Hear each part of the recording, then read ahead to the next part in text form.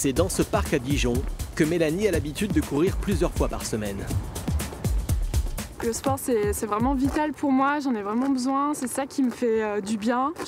Ça me permet de m'exprimer, de me défouler, que ce soit du crossfit, de la course à pied, du vélo, voilà, faut varier les plaisirs et faire ce dont j'ai envie. Ce sentiment de liberté, c'est ce qui anime cette chargée de communication. Pour elle, pas question de se contraindre, y compris lorsqu'il s'agit de la maternité.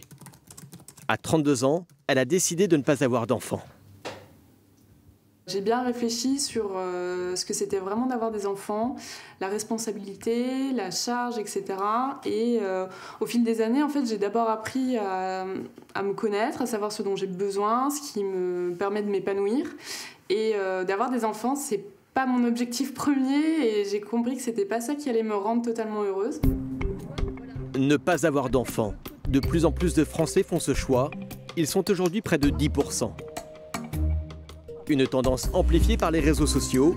Sur TikTok, Instagram ou encore Facebook, la parole se libère.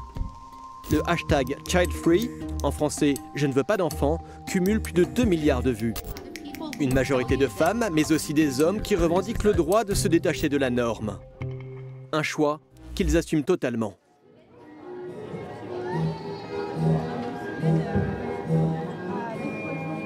Être mère, Isabelle, 34 ans, n'en a jamais rêvé. Il y a un an, elle a même pris une décision radicale. Elle s'est fait ligaturer les trompes. Là, j'ai plus ce qu'il faut pour procréer, puisque l'intervention a coupé cette partie-là. Et c'est vraiment moi, en fait. On va dire, ça peut être comme une chirurgie du nez, des yeux, quelque chose qui répare une petite imperfection qu'on n'aime pas. Et ben moi, mon imperfection, c'était de pouvoir procréer. Et maintenant que je peux plus, et c'est moi. Où je me dis, j'ai plus ce poids sur la tête, j'ai plus ce poids sur les épaules. Avant de sauter le pas, Isabelle a pris le temps de se renseigner. Et c'est sur Internet qu'elle a découvert que l'intervention était possible, y compris pour les jeunes femmes comme elle, qui n'ont jamais eu d'enfant. C'est une mine d'informations qui est super précieuse. Les gens se répondent, les gens échangent. Voilà, moi, j'ai même pu échanger avec des gens en privé sur leur parcours, quand c'était des parcours qui ressemblaient aux miens. Voilà. Donc c'est une communauté ultra riche et très soudée. Un soutien qui lui a permis de se sentir libérée d'un poids qu'elle portait depuis trop longtemps. On me disait, mais non, tu feras une bonne maman, t'as du cœur et tout. Non, en fait, c'est moi et maman, ça va pas ensemble. Je me suis toujours dit, si ça m'arrive, ma vie est finie. En fait, je ne peux pas avoir d'enfant, c'est pas possible. Ma conception de la vie, elle est pas comme ça. Je serais malheureuse. Comme Isabelle, elles sont de plus en plus nombreuses à faire le choix de la stérilisation définitive. Dans cette clinique dijonnaise, cette gynécologue obstétricienne opère plus d'une centaine de patientes par an.